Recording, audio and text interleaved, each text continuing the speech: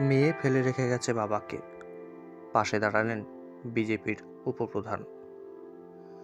নবদ্বীপের স্বরূপগঞ্জ ঘাটে কয়েকদিন আগে রানাঘাটের বাসিন্দা সোমা বিশ্বাস তার অসুস্থ বাবাকে ফেলে রেখে চলে যায় হাতে 500 টাকা গুঁজে দিয়ে।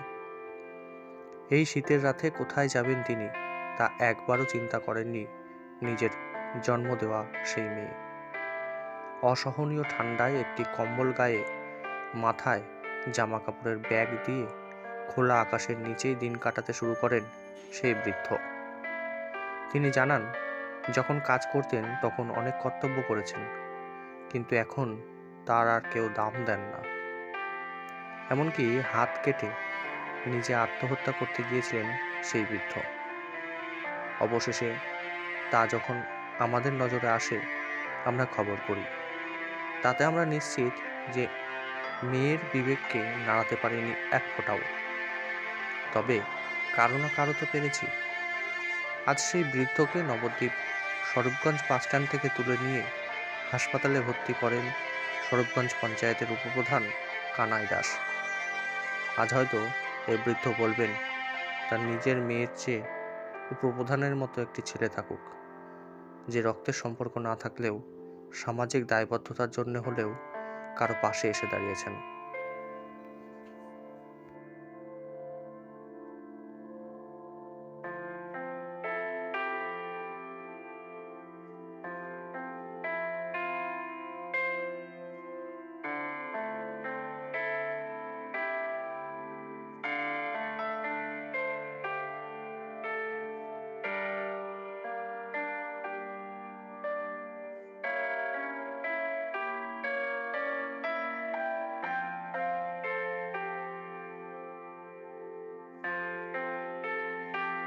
পাশে বস, পাশে বস, পাশে বস। বসো। এই গামছা পরে নিয়ে। আচ্ছা, গামছাকে ধরি, সোনাকে ধরি। আচ্ছা, গামছা পরে নিয়ে। গামছা ব্যাগটা এবার তো দিই ব্যাগটা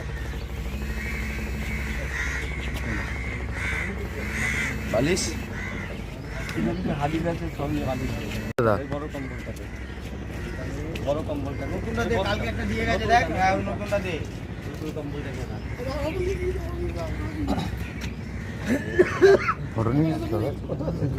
হ্যাঁ আমি ব্যাগ দেখো না কত আছে টাকা